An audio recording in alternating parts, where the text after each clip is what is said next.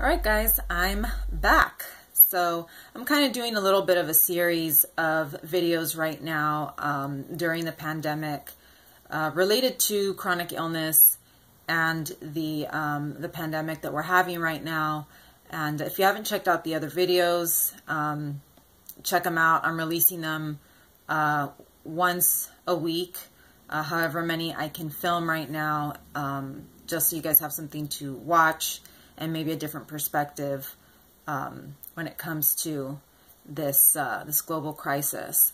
So today's video is about being high risk, which I imagine many of us are. But it was sort of a shock to me to have a doctor tell me that. So I actually had a few appointments this month. I'm still shooting this in the month of March. It may be April by now. I don't know. I had a few doctor's appointments, and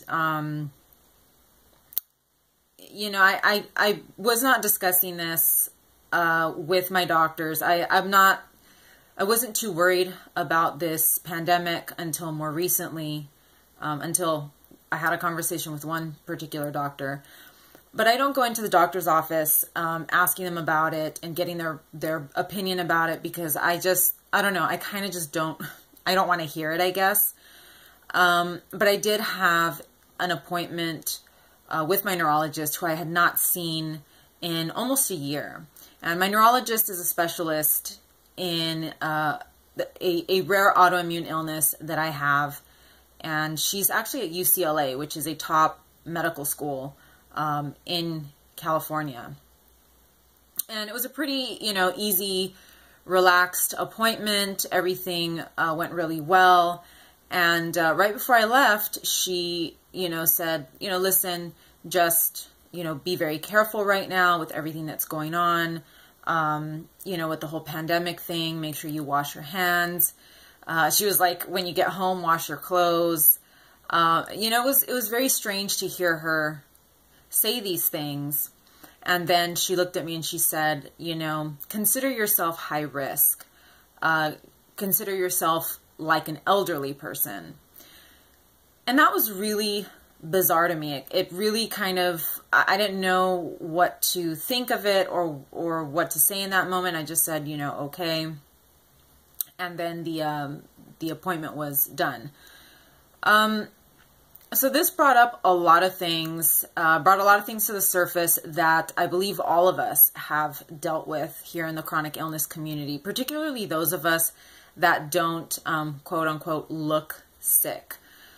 And, I really had been telling myself, and you can see in some of my previous videos that, I kind of had told myself, you don't know that you're high risk. You don't, there's no way for you to actually know this for sure. So having a doctor, particularly a specialist at a top medical school, tell me, consider yourself high risk, was something that kind of struck me, kind of surprised me. And I didn't ask her, I didn't ask for her opinion on it. I didn't bring up what was going on or anything like that. We just spoke mostly about my progress and how I've been feeling, and she brought it up herself. I think a big reason why this is bringing up so much, and first of all, you guys will notice from the first video I released in this little series, I've been having doubts about how bad this pandemic is, or how bad it's going to get. I really, still even at this point, am not entirely convinced, even though we are seeing a lot of evidence that this is a pretty serious crisis. But I think my difficulty in accepting it comes from, years of being told by family, by doctors, by everyone, that you're not sick, or it's not as bad as you think it is, or, just invalidation, not even being able to discuss my illness at all. And on top of that, I do have a chronic illness where I don't feel well every day, but I don't get sick. I don't get colds and flus very often. So that also made me feel like, maybe, maybe I am sort of immune to this, or, I just don't get sick very much. So I'm having a hard time, accepting it and coming to terms with it. Obviously, after that appointment, I have started taking, this pandemic more seriously. I had another appointment, a phone appointment with my immunologist, and she basically told me, just stay home. Stay home, skip your blood test for next month, just stay at home. Don't leave your house. So now hearing it from two doctors and hearing, how serious this is, and seeing how it's, how this thing is traveling around the country and how it's affecting some parts of the country pretty badly, I am now becoming a little bit more nervous, a little bit more cautious about this. But it is bringing up a lot of that self-doubt that I had for so many years when I was talking to doctors and just getting told the same thing over and over again, that there was nothing wrong with me, and that I was fine, and that, and also your blood work, for a lot of us, our blood work comes back normal. So it's really shocking to believe, or to hear a doctor tell me, you're high risk, and, you need to be very careful. I don't get sick very often, but one of the things that I was thinking about, especially when it comes to quarantine, and this is for the people out there that are getting antsy about being stuck at home, all the healthy people out there that really feel like they're not at risk. I was thinking about the last time I did get sick from like a cold or a flu. And it was in 2016. And the reason that I can tell you it was in 2016 is because I never get colds or flus. And I remember getting really sick that year. And I was going through a very stressful time, dealing with a lot of different things. But the other thing was that I was socializing more than usual. I had actually joined this like little club, this group that played like board games or something. And now that I look back at that time, I sort of can see why I got sick and why I haven't gotten sick since. I have not really been out of the house very much for the last 2 years, with the exception of, maybe going to the post office, and that's basically it. I have not been feeling very well. I'm getting better, but I have not been feeling well for the last couple of years, as my health has kind of progressively gotten worse. And I've gone back to not getting colds or flus. But yeah, back in 2016, I was more out and about. So I can tell you that quarantine makes a lot of sense. And this whole staying at home thing is not, it's not to make your life miserable. It's a legitimate way to avoid getting sick. And I think I'm sort of a testament to that.